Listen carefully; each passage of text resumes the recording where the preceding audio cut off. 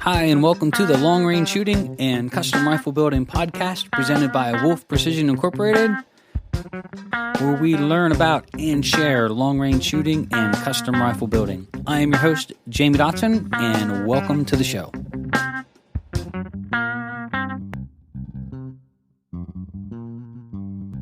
Hi, and welcome to Wolf Precision's Long Range Shooting and Custom Rifle Building podcast. I'm your host, Jamie Dotson, and welcome to the show.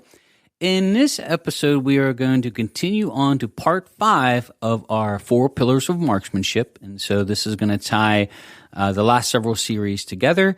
So looking forward to a great podcast here. Thank you for joining us. But without further ado, here we go. All right, to start things off, we do want to say thanks to Krieger Barrels for sponsoring the show. Krieger is a maker of fine cut rifle barrels. They have a program called Triggertech where you can log on to their website at Kriegertech.com and get your barrel ordered and actually in your hand in as little as 3 to 5 business days from in-inventory items. So if you need a great quality barrel and you need it now, stop over to Kriegertech.com. All right, so we talked about our 4 pillars of the fundamentals of marksmanship, and we talked about how when you get into this type of shooting, you really do need to have these foundations set, and they have to be set solid on solid ground so you can start working and building on the fundamentals of marksmanship, on improving your quality of shooting, and probably just as important, improving the consistency in the quality of shooting. So like your day-to-day performance. One of the things that a lot of people struggle with is when they get to the range, one day they're having a great day, everything's going awesome, and the next time they go, it's not going so well. Then the next day they go again, going pretty good, starting to get some confidence back, and they're shooting, and then they go out again and with their buddies, and it's just everything starts to fall apart. And one of the main reasons this really starts to happen is because you have these 4 individual pillars that we talked about in the previous podcast, but we've got to put something on top of it to set everything together and hold it together. Like consider it like a tabletop now that's going to tie the 4 pillars underneath it together to make a solid platform for you basically to start building your fundamentals of marksmanship on. And so if you didn't get a chance to listen to our previous podcast, I really encourage you to go back and find them. They're the 4 pillars of marksmanship. This will be the 5th one in the series and the last one. So I encourage you to go back through and listen to those podcasts, but this is going to be about the mental checklist, and we consider this the tabletop that we're setting on all 4 of the previous pillars that we talked about. The reason this part is really important is you have to have something to tie the things together that then you can rinse and repeat. You have to have something to remind yourself of the things that you need to be doing over and over and over again to where it doesn't become so much as an ingrained habit as it does an ingrained procedure. And that's sort of how I like to look at it. Habits, good or bad, can be broken, can be, worked on. But when you put in place a procedure, that's different. It's not a habit. This is a mechanical device that you've put into place that you're going to follow every single time and hopefully get the same results. I really like pilots for this for lots of different reasons, but one of the things about long-range shooting is you'll be surprised that a lot of pilots and aviators get into this sport. And one of the things that really fascinate me about pilots, and I've got a couple hours in an airplane. I did 8 years in aviation in the military and earned my aircraft crew member badge, all that cool stuff. And I got a lot of hours in that. And then I do have some hours in private small airplanes. So I love to fly. Eventually, if I ever retire, I'll probably work to continue to get my private pilot's license. But one of the things about flying is if you've ever, went out with other pilots or you talk to other pilots or pilots get into long-range shooting. And in one particular class last year, we actually had, I believe, 3 or 4 of the 5 students. So the majority of the students there were either retired commercial airline pilots, private pilots, or private pilot instructors. All unbeknownst to me before they came here, but that's just, they sort of migrate to long-range shooting. Anyway, to go back to the mental checklist, and what I would consider almost putting in place a procedure is use the airline industry and use pilots as a great example. If you're going to go up in an airplane with somebody flying it, you sort of want them to be squared away and not just be winging it, or to say, well, I've got just good habits, I don't need to check anything. They actually have a checklist that they go over through every procedure, through every process, from going over the outside of the airplane to checking the fuel tanks to doing a walk around from point A the whole way around the aircraft back to the starting point. And then a lot of times they'll actually check it again, or they'll have somebody else go through. The same thing goes when they're doing their startup procedures. They have a checklist that they go over piece by piece to check every instrument, piece by piece to check to make sure that everything is working properly. And it's a procedure. That way they don't forget something or overlook something that's super important. Same thing when they're doing their startup. Same thing when they're taxiing down the runway. Same thing when they're getting ready to take off. Same thing when they're getting to level flight. Same thing when they're getting to destinations. Same thing when they're getting ready to land again. So they have this pre-landing procedure that they'll go through. Then they have landing procedures. Then they have shutdown procedures, taxiing procedures. One of the things that you'll see, though, is they have this checklist. And I think when you're getting into this type of shooting, or you really care, or you're passionate about learning the art of long-range shooting, you've got to get yourself a mental checklist, is what I call it, but it's more probably appropriately named as getting yourself a written procedure that you're going to follow each and every time you shoot. So this is the procedure that I use when I'm getting ready to shoot. And believe it or not, I still use it today. So if you look at a pilot that has 20 years experience and you ask them, hey, do you still go over this checklist every time through your procedures? And they're going to tell you yes every single time. So here's my mental checklist, and you can make your own. But the reason this part's important is it's going to tie together the 4 fundamentals of marksmanship in a way that makes sense, that works together in order every single time. So where I like to start with my mental checklist is the first thing I like to look for is my natural point of aim. I just want to make sure that I'm not pushing or pulling the rifle to get on target. The next thing on my procedure list would be my firm handshake grip. Try not to forget about your pinky. We talk about that in class. The next thing on my procedure is loading the bipod or pulling the rifle into my shoulder. The next thing on my procedure list is cheek weld and cheek pressure. Where is the rifle touching my face? How much pressure am I putting on the stock? The next thing on my procedure list, once I clear all that, natural respiratory pause. Next thing on my procedure list is straight, clean pull of the trigger. Next thing on my procedure list is follow through. And then last but not least is cycling the bolt, resetting to shoot again. So let me go over that list one more time with you. It's natural point of aim, firm handshake grip, load the bipod or pull the rifle gently into the shoulder, cheek weld, cheek pressure, natural respiratory pause, straight clean pull of the trigger, follow through. And then once the bullet hits the target or I spot my impact, I'll at that point work the bolt and recycle to get set to shoot again. As you start working on this, you'll start to notice that at first it's slow. And it's funny here at the shooting school. So let me give you some examples of why this matters. The first day at the long-range shooting school, we really hone in on fundamentals. I mean, it really is the heart of everything that we do. Everything else is just distance. It's just, dialing dope and working with atmospheric conditions. But if you don't have good fundamentals, making the target farther away doesn't help anything, right?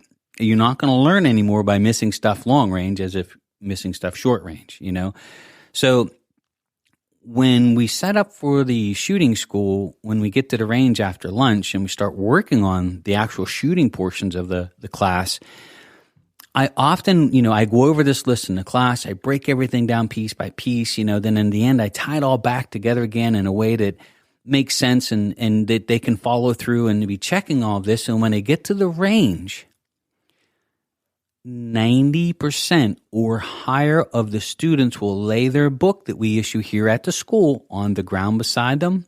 They will not open that page to the checklist. And they will continue to shoot for an hour. Within a very short period of time, I'll ask the class, okay, let's take a break for a minute. Let's go over the mental checklist again. What's the first thing on the list? And you can just watch the blank stares. Like someone will get it, but usually there's a little bit of hesitation. Everybody's sort of unsure. Then I'll say, hey, what's the second thing on the list? What's the third thing? What's the fourth thing? And they forget. It's just that easy. This is how ingrained it is in us as a habit to not do it. So what I remind the students is that, hey, let's break open our books. Let's go to the page here and let's pull that out of our book and slide it in the back of our big book that we give you that has the clear covers that you can slide sheets in and out of so you can see them. I said, let's slide that in there and prop that up beside you while you're shooting. As soon as they do that, watch the difference on the targets. It's absolutely incredible. It would be like removing everybody from the firing line and replacing them with totally different people. So I'm trying to say that regardless of whether you use my list or you attend our school or use somebody else's procedure list of how you go through this, you should have it and you should start working with it. Because if you don't, you're going by habit, you're going by, it's just sort of like seat of your pants type shooting. And you really don't want to be the guy in the airplane with the pilot that is a seat of the pants type pilot, So you've got to get control of this.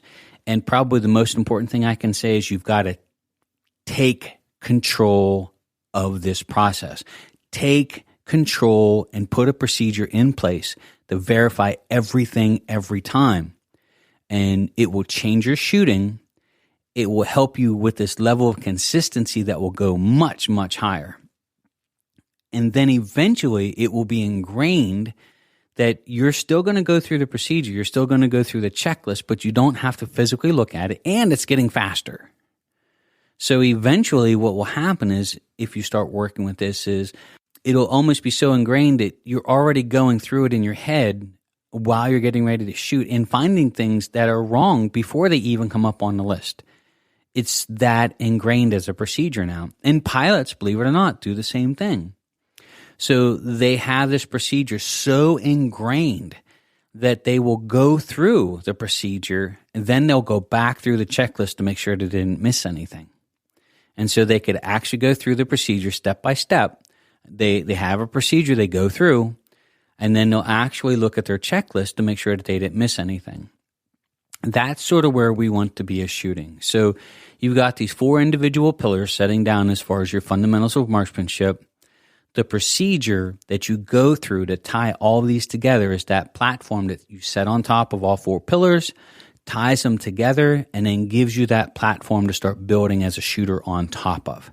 A very stable, solid platform of both fundamentals and procedures that allow you to take your shooting to the next level. So if you can, get yourself a procedure set up in place, get it in writing, how you want the procedure to go, and start following it. And you'll be surprised on your consistency and your quality of shooting. So I do want to take a quick moment and thank MDT. MDT is a sponsor of the show, and we really do appreciate having them on board. They make great chassis, several different models, including the new HNT26, which is a 26-ounce hunting chassis. And we think there's a couple chassis coming on market that are going to soon change the industry. This is one of them. So if you get a chance, stop over to mdttac.com. That's mdttac.com today. We'd also like to thank Triggertech. Triggertech is also another proud sponsor of the show and maker of world-class triggers. That's what we put in all of our rifles here. It's what I personally shoot. And for me, personally, one of the safest triggers I think you can buy, one of the highest quality that you can buy, one single screw to adjust your pull weight, no worries about over travel, no worries about sear engagement, all these other things that can sort of get you in harm's way with the trigger. So if you're in the market for an aftermarket trigger for your rifle, custom or otherwise, stop over to triggertech.com today. The other thing I want to touch base on with this particular podcast here is we did a couple small videos on HBN coding. They're up on our YouTube channel now. You can stop over to our Facebook page at Wolf Precision Inc. You can see them. We are going to start doing a lot of small instructional videos, just showcasing some of the things that we do to try to help out a little bit. but it really doesn't replace our reloading classes. So our reloading classes are live. They are up, and you can sign up. Our first 3 classes of the year are announced. So if you're interested in taking a reloading class, just as a reminder, you can stop over to wolfprecision.net. It is a 2-day class. We're going to cover a lot of advanced hand loading. Love to have you. And then also, we talked about the 22 Creed, and I just want to give you an update on some of the things that we're learning with it, and as well as some bullet designs. So we get calls asking all the time about different calibers for different hunting situations, and I'm a big fan of lower recoiling calibers that people can learn to shoot well. And one of the things that I think is taking these rifles to the next level, including the 6.5 Creed and PRC and all these other great cartridges, but even the 22 Creed, is the bullet design, like Cutting Edge Bullets. Now, Cutting Edge Bullets are not a sponsor of our show. We bought bullets from them here for testing and evaluation. We have some clients down south that are testing them, and they're really big into like King of the 2 Mile and such type shooting. So they make really high quality bullets, but they're turned bullets, and they are brutal for hunting. They are killing bullets.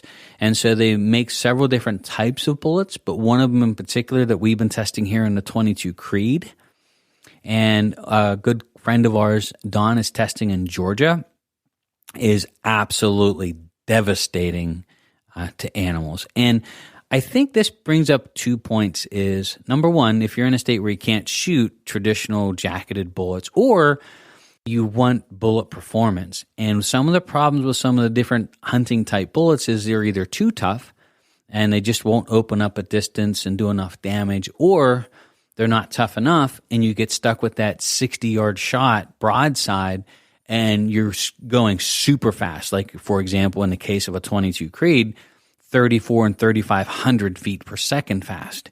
And man, if that isn't put together, it's going to blow up on the animal. And it's not uncommon. Even in calibers like the 7 mag and such, you get a hunting bullet at super close range at those high velocities.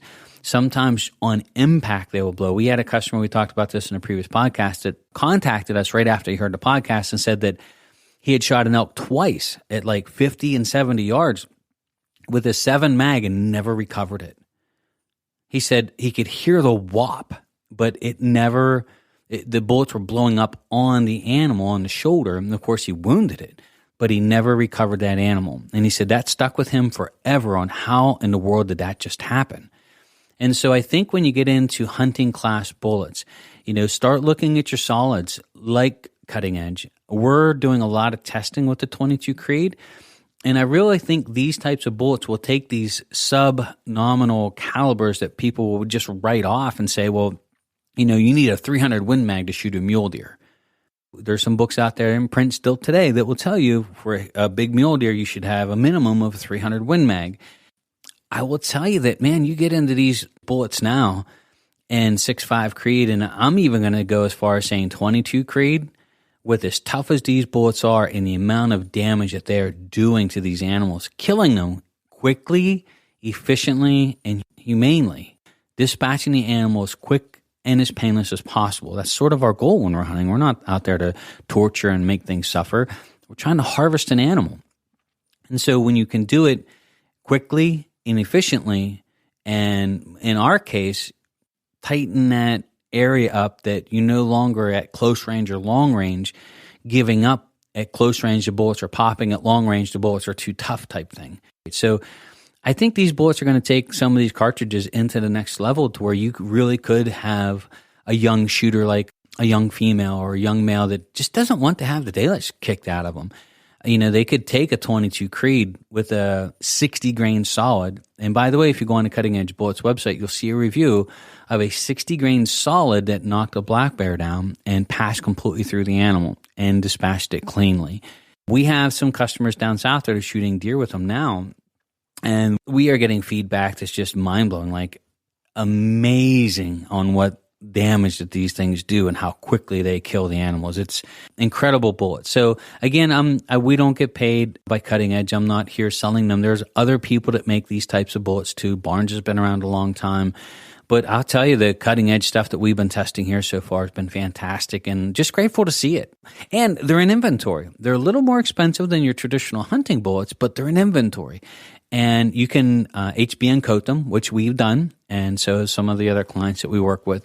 And that has all the benefits, again, of HBN coating all of your other bullets. So you've got that benefit too. So we're going to talk and try to bring some of them onto the podcast, and we're really looking forward to several industry interviews as we start getting ready for and leading up to SHOT Show.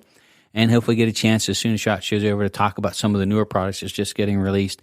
So we're looking forward to all that. If you have anybody in the industry that you would like us to reach out to bring on the podcast for an interview, or if you have some questions that we would like to ask some of them, please reach out to us. Our email here is contact@wolfprecision.net, and send it to us just in the subject line, put podcast question or a podcast interview, and we'd love to hear from you, and we'll try to reach out and make those things happen. But thank you so much, everybody, for taking the time to join the podcast here.